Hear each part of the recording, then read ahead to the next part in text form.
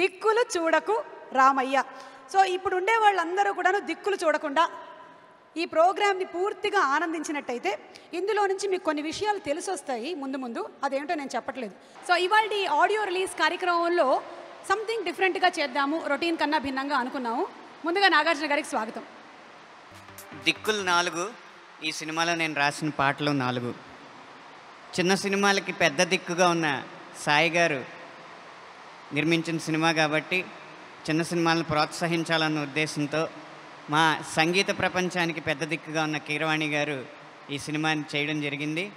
ఆయన చూపించిన దిక్కు వైపే నా పదాలు నడిచి ఆ పదాల ద్వారా ఈ పాటలు మీకు అద్భుతంగా ఉంటాయని భావిస్తున్నాను. అండ్ ఇందాక సాంగ్ కొంచెం మనకి అసంపూర్తిగా మిగిలిపోయింది కాబట్టి ఆ పాటని పూర్తిగా వినిపించడానికి సింగర్ రమ్య బెహరాని వేదిక మీదకి ఆహ్వానిస్తున్నాము.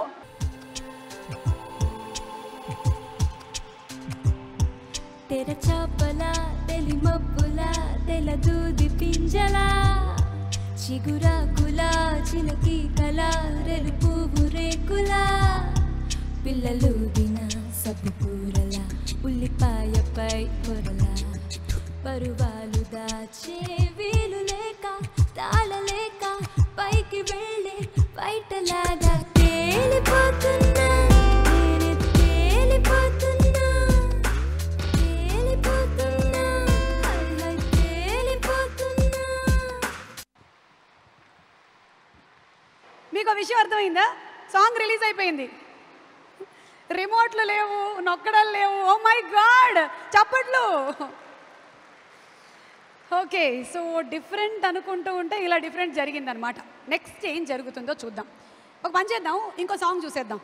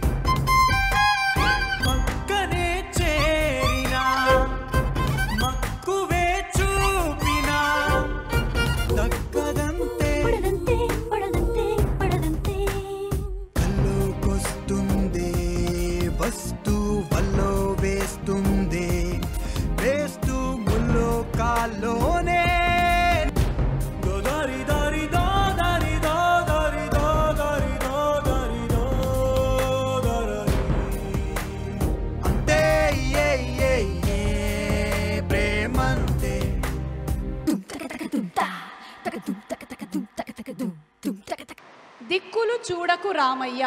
దిక్కులు చూడకు రామయ్య అంటే జూనియర్ ఉండాలి. జూనియర్ జూనియర్ ఏంటమ్మా జూనియర్ పిలిచిన తర్వాత రావడానికి ఇంత లేటు?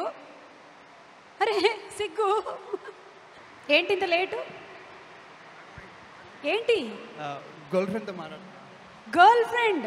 ఓ మై గాడ్, ఒక్క సినిమా ఊహలు గుసగుసలాడే హిట్, ఈలోగా girl friend, chatting, FB, Twitter. బాగుంది బాగుంది. ఎవరా గర్ల్ ఫ్రెండ్? తనే. You mean Sana? Yeah Sana. Sana Sana your girl friend? Yeah. Super జోడీ, చాలా బాగుంది అసలు. మిస్టర్ సీనియర్ ఎక్కడ? ఈయన కూడా లేటేనా? వస్తున్నారు. ఏ ఈయన కూడా సిగ్గుపడుతున్నాడు. ఏంటి ఈ సిగ్గుకు గల కారణం? ఇప్పుడే ఒక మంచి డ్యూయట్ పాడొచ్చానండి. ఏంటి ఒక మంచి డ్యూయట్ పాడేసి వచ్చారు మీరు? ఎస్. ఏంటా పాట? చెంబిస్త్రీ. యు మీన్ చెంబిస్త్రీ? ఎస్. చెంబిస్త్రీ వినడానికి కొంచెం డిఫరెంట్గా ఉంది బాబు. చెంబిస్త్రా ఇంతకీ ఎవరి గురించి పాడారు చెప్పేమంటారా? చెప్పేయండి. అమ్మాయి ఇందాక వెనకాల వచ్చింది కదా పోస్టర్లో, అదిగో.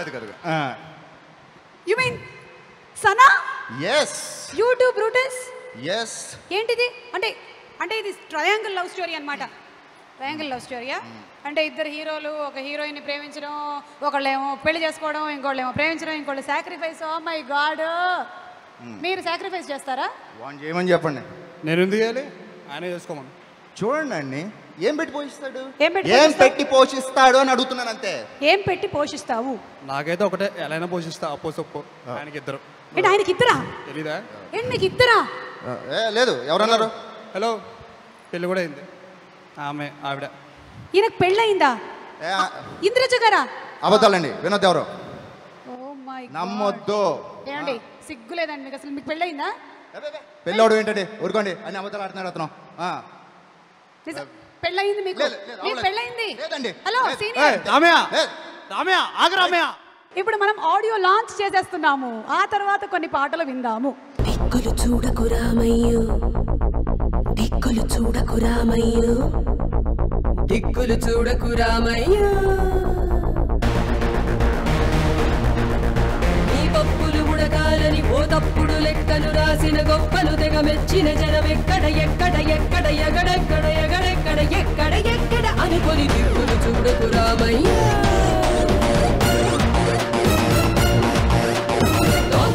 అందరికీ నమస్కారం.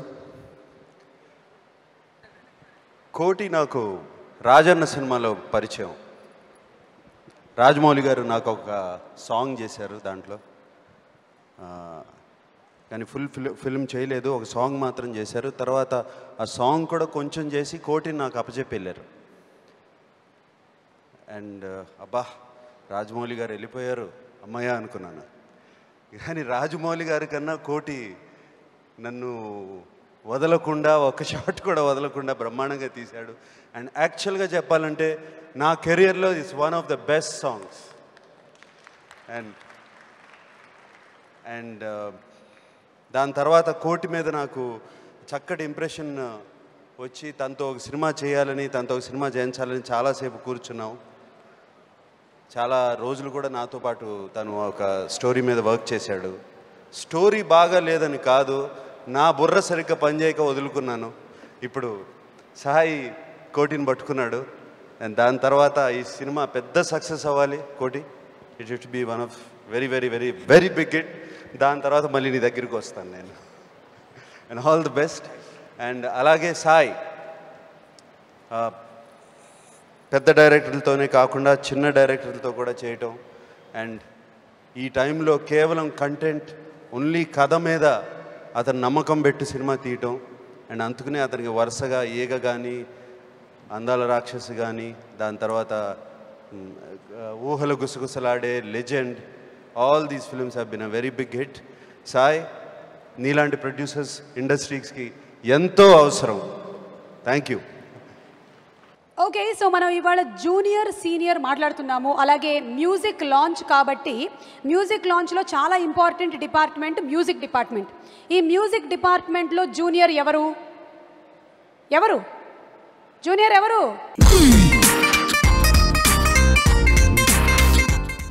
ఆర్ జూనియర్ మ్యూజిక్ డిపార్ట్మెంట్లో జూనియర్ వచ్చేసారు. జూనియర్ గారు ప్లీజ్.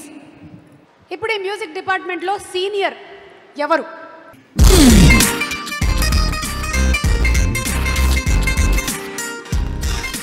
వచ్చేసారు సీనియర్. సీనియర్ గారు మీకు ఇదే మా స్వాగతం. ఈయన కంగారు పడిపోయి లేచేశారు సార్. కూర్చోండి. జూనియర్ కూర్చోండి. ఈ కుర్చీలో కూర్చోక తప్పదంటారా? తప్పదండి, ఒకసారి కూర్చోండి. ఓకే. అబ్బా ఎంత బాగుందో. సో సీనియర్ జూనియర్ మ్యూజిక్ డిపార్ట్మెంట్కి వచ్చేసారు కాబట్టి మీరు ఒక సాంగ్ మీ స్టైల్లో సంథింగ్ డిఫరెంట్గా మీరు పాడినా పర్లేదు, ప్లే చేసినా పర్లేదు. ఏంటి? నేను నాకంటే సీనియర్ మా నాన్నగారు ఇక్కడ ఉన్నారండి. నాన్నగారు రాసిన పాట ఇప్పుడు నేను రిలీజ్ చేద్దాం అనుకుంటున్నాను. నాన్నగారిని ఒకసారి స్టేజ్ మీద.